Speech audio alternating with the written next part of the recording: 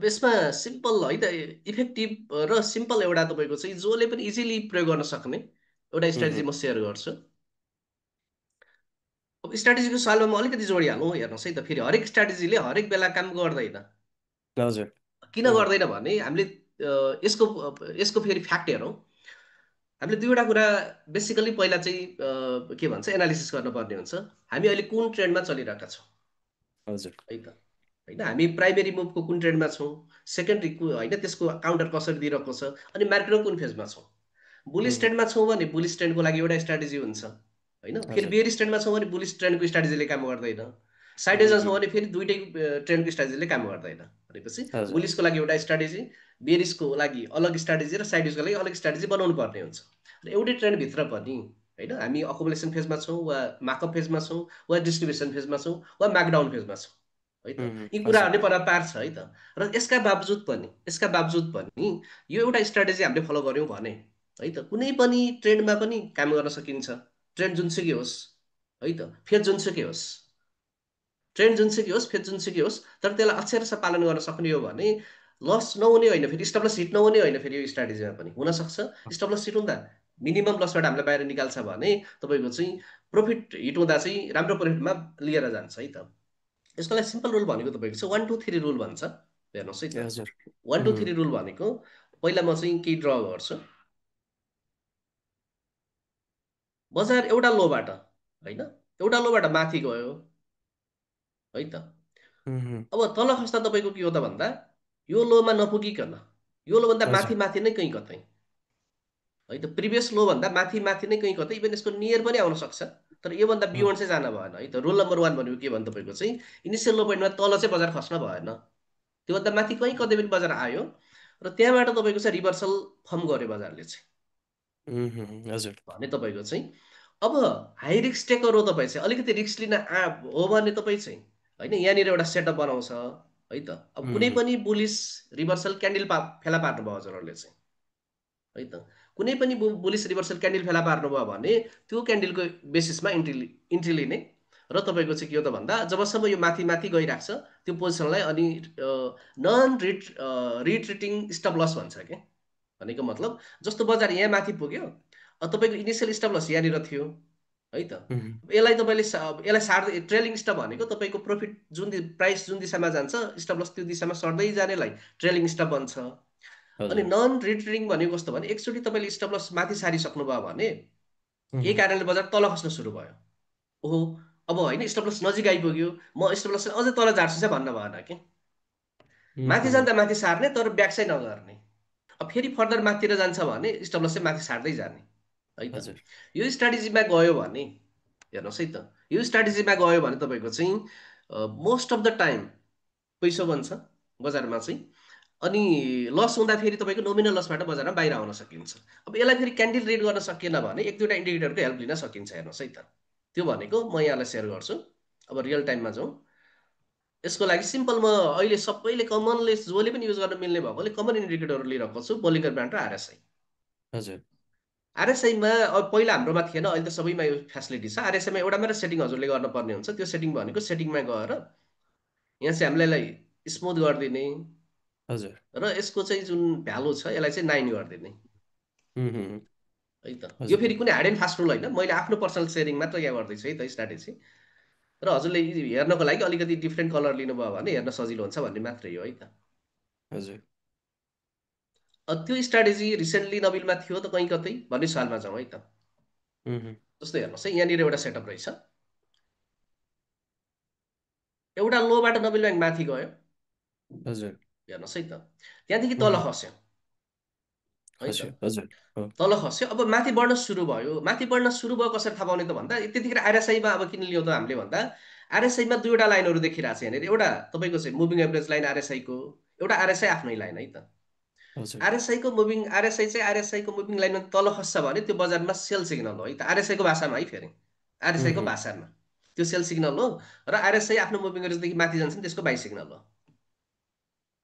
है त। भनेपछि अब आरएसआई हामीले फिल्टर ग्रुपमा युज गर्छु। स्ट्राटेजी कसरी युज गर्ने त भन्दा लोदेखि पहिलो हाम्रो एक फर्स्ट पोइन्ट यहाँनिर भयो होइन, माथि गयो, यहाँ चाहिँ सेकेन्ड पोइन्ट बनायो, थर्ड पोइन्ट बनाइसक्यो कि सकेन भनेर थाहा पाउनलाई मात्र आरएसआई लिएको हामीले। अब आरएसआईले यहाँनिर के गर्यो त भन्दा बुलिस क्रस गर्यो भनेपछि यतिखेर त उम्, यो बढेको त थाहा हुन्न नि त हामीलाई चाहिँ, रियल टाइममा त डिसिसन त हामीले यहाँनिर लिने हो होइन। कन्फ्युजन त यहाँनिर हुन्छ नि त, डिसिसन लिन सजिलो छैन। हेर्नुहोस् अहिले पास आउट भएकोले सजिलै भन्ने आयो नि, रियल हजुर टाइममा त यति सजिलो हुँदैन नि त विषयवस्तु। त्यही त्यहाँ त त तपाईँको न्युज क्लब हाउसको कुरा पनि दिमागमा हुन्छ, युट्युबको भिडियो त हो होइन अगाडि आइरहेको हुन्छ, फेसबुकको अ, पोस्टहरू देखिरहेको हुन्छ, टिकटकको भिडियोहरू देखिरहेको हुन्छ, आफ्नो इमोसन छ होइन।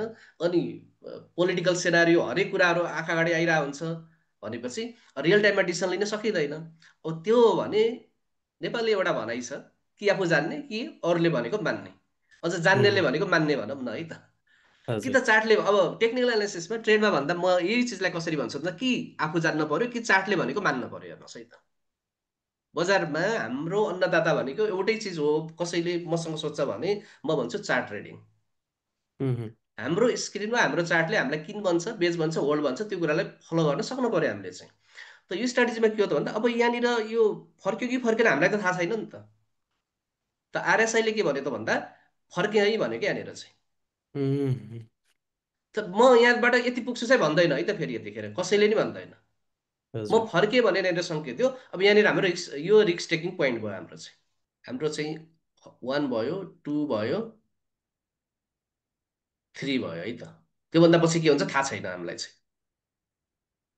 भनेपछि अब हाम्रो एउटा लोबाट बजार माथि गयो, हाई बनायो होइन, यो एउटा मुभ थियो। हामीले हरेक मुभमा हो एउटा कुरा म एकखेप जोडिहालौँ भने बजारको प्रत्येक मुभ चाहिँ मैले छोप्नुपर्छ भन्ने माइन्ड सेटबाट चाहिँ बाहिर हुनुपर्छ। हेर्नुहोस् है त, यो चिजले धेरै उम्, दुःख दिन्छ होइन। घट्दा बेचिहाल्नु पर्ने र बढ्दा किनिहाल्नु पर्छ मैले भन्ने सोच्ने हो भने पैसा कमाउनुभन्दा गुमाउनु इजी छ है त। ओके इजिली पैसा गुमाउने हो भने तपाईँको चाहिँ प्रत्येक मुभलाई ट्रेड गर्छु भन्ने, बेटर मुभमा ट्रेड गर्ने हो भने यहाँदेखि बजार माथि गयो, 1 भयो, हाई बनायो 2 भयो, अब तल आउँदा चाहिँ प्रिभियस हाई लोभन्दा माथि बसेको छ, 3 को कन्डिसन म्याच छ अहिलेसम्म।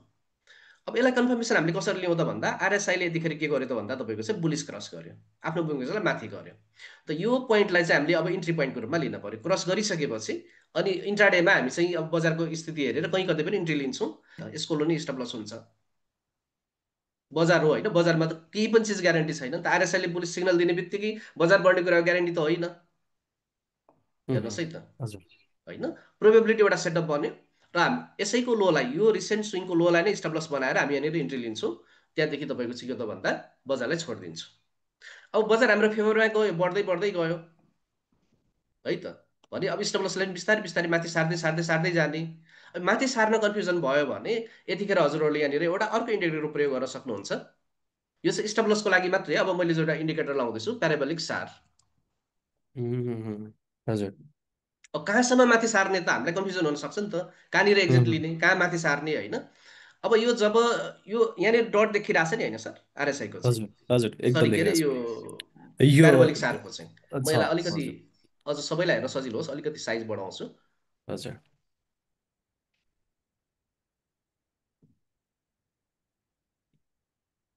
अब अलिकति ठुलो देखिएको छ नि है। ट्रु देखाएको छ हो चाहिँ इन्ट्री गर्दा यसको रोल हामी केही पनि युज गर्दैनौँ। इन्ट्री लिइसक्यौँ, अब स्टप लस, यसलाई प्याराबोलिक सारलाई स्टप लस लेभलको रूपमा मान्दा हुन्छ हजुरहरूले है त। अब बजार हाम्रो फेभरमा गयो भने यही अनुसार हाम्रो एक्जिट पोइन्ट भयो है त। बजार तपाईँको उम्, रिभर्स भयो भने त हाम्रो स्टप लस हिट भयो।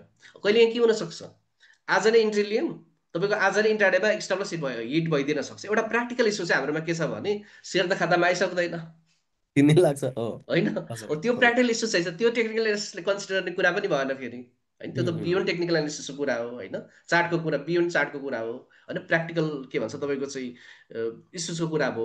तर चार्टले के भन्छ त भने चार्टको भाषामा जाने हो भने हामीले हायर लोमा सेटअप बन्यो होइन, त्यो हजुर सेटअपमा हामीले चाहिँ बाई गर्ने। अब त्यो बाईलाई उम्, कहिलेसम्म होल्ड गर्ने जबसम्म बजारले रिभर्सल सङ्केत दिँदैन। हेर्नुहोस् है त, हजुर अब यहाँनिर तपाईँ चाहिँ लो रिस्क टेकर हो भने आरएसएल ओभरबाउट जोनमा गएर क्रस बियरिस क्रस दिन्छ भने कन्जर्भेटिभली यहाँनिर नै आउट भइहाल्ने। हजुर हेर्नुहोस् है त, अब होइन म थप अप्टिमाइज गर्छु, अब यतिखेरै प्याराबोलिक सारमा पनि रिभर्सल आएको छ भने आउट हुन सक्यो होइन। अझै म उम्, अप्टिमाइज गर्छु भने एटलिस्ट प्याराबोलिक सार रिभर्स नहुँदासम्म वेट गरेर बस्ने। रिभर्स भनेको के हो त भन्दा प्याराबोलिक सार कि त प्राइसको मुनि हिँड्छ कि त माथि हिँड्छ। हजुर जब यसले डाइरेक्सन चेन्ज गर्छ नि, जस्तो उम्, यहाँनिर चाहिँ यहाँसम्म यो प्राइसभन्दा मुनि मुनि हिँडेर गयो, अब त्यहाँदेखि रिभर्स भए माथि गयो र यतिखेर यहाँ चाहिँ रिभर्सल भयो। अब यसको भोलिपल्ट बजारदेखि बाहिर निस्कने यो उम्, सेटअपहरू जब जब बन्छ तब ट्रेड गर्छु, अघि पछि म स्टडी गर्छु, बजारलाई हेर्छु भनेर जाने हो भने तपाईँको चाहिँ के हो त भन्दा लस हुँदा मिनिमम लस हुन्छ। फेरि यो स्ट्राटेजी भनेर तपाईँको ग्यारेन्टेड प्रफिटवाला स्ट्राटेजी होइन है त। उम्, लस हुँदा यसले मिनिमम लसमा हामीलाई बाहिर निकाल्छ र प्रफिट हुँदा बजारमा प्रफिट अप्टिमाइज गर्छ। यो स्ट्राटेजी हजुरले चाहिँ इभन बुलमा त असाध्यै राम्रो काम गर्छ होइन, बियरमा इभन तपाईँको साइड वेजमा पनि अप्नाउन सकिन्छ।